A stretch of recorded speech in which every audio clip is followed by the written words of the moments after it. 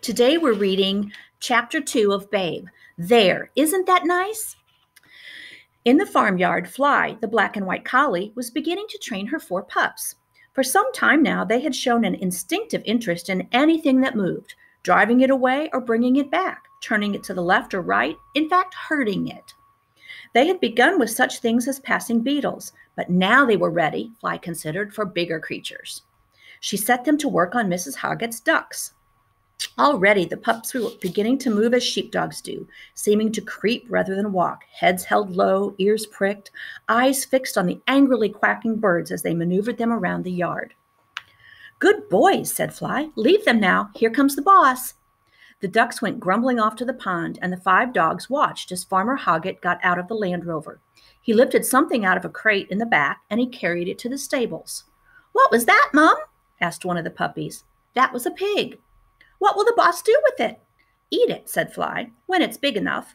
"Will he eat us?" asked another rather nervously, "when we're big enough?" "Bless you," said his mother, "people only eat stupid animals, like sheep and cows and ducks and chickens. They don't eat clever ones like dogs." "So pigs are stupid?" asked the puppies. Fly hesitated. On one hand, having been born and brought up in sheep country, she had in fact never been personally acquainted with a pig. On the other, like most mothers, she did not wish to appear ignorant before her children. "Yes," she said, "they're stupid." At this point, there came from the kitchen window a long burst of words like a rattle of a machine gun, answered by a single shot from the stables, and Farmer Hoggett emerged and crossed the yard towards the farmhouse with his loping stride. "Come on," said the collie, "I'll show you." The floor of the stables had not rung to a horse's hoof for many years, but it was a useful place for storing things. The hens foraged about there and sometimes laid their eggs in the old wooden mangers. The swallows built their nests against its roof beams with mud from the duck pond, and rats and mice lived happy lives in its shelter until the farm cats cut them short. At one end of the stables were 2 loose boxes with boarded sides topped by iron rails. One served as a kennel for Fly and her puppies. The other sometimes housed 6 sheep. In there, Farmer Hoggett had put the piglet. A convenient stack of straw bales allowed the dogs to look down into the box through the bars. "It certainly looks stupid," said one of the puppies, yawning. At the sound of the words, the piglet glanced up quickly. He put his head to one side and regarded the dogs with sharp eyes. Something about the sight of this very small animal standing all by itself in the middle of the roomy, loose box touched Fly's soft heart. Already she was sorry that she had said pigs were stupid, for this one certainly did not appear so.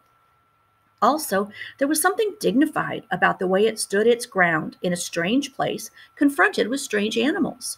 How different from the silly sheep, who at the mere sight of a dog would run aimlessly about, crying, "Wolf, wolf!" in their empty-headed way. "Hello," she said. "Who are you?" "I'm a large white," said the piglet. "Blimey," said one of the puppies. "If that's a large white, what's a small one look like?" And they all 4 sniggered. "Be quiet," snapped Fly. "Just remember that 5 minutes ago you didn't even know what a pig was." And to the piglet she said kindly, "I expect that's your breed, dear. What's your name?" "I don't know," said the piglet. "Well, what did your mother call you to tell you apart from your brothers and sisters?" said Fly, and then wished she hadn't, for at the mention of his family the piglet began to look distinctly unhappy. His little forehead wrinkled, and he gulped, and his voice trembled as he answered, "She called us all the same." "And what was that, dear?" "Babe," said the piglet, and the puppies began to giggle until their mother silenced them with a growl. "But that's a lovely name," she said. "Would you like us to call you that? It'll make you feel more at home." At this last word, the little pig's face fell even further. "I want my mom," he said very quietly. At that instant, the collie made up her mind that she would foster this unhappy child.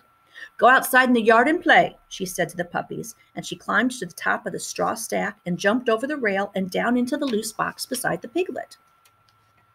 "Listen, babe," she said, "you've got to be a brave boy. Everyone has to leave their mother. It's all part of growing up. I did when I was your age, and my puppies will have to leave me quite soon. But I'll look after you if you like." Then she licked his little snout with a warm, rough tongue, her plumed tail wagging. "There, isn't that nice?" she said. A little while later, Farmer Hoggett came to the stables with his wife to show her his prize. They looked over the loose box door and saw, to their astonishment, Fly curled up around the piglet. Exhausted by the drama of the day, Babe lay fast asleep up against his newfound foster parent. Isn't that sweet?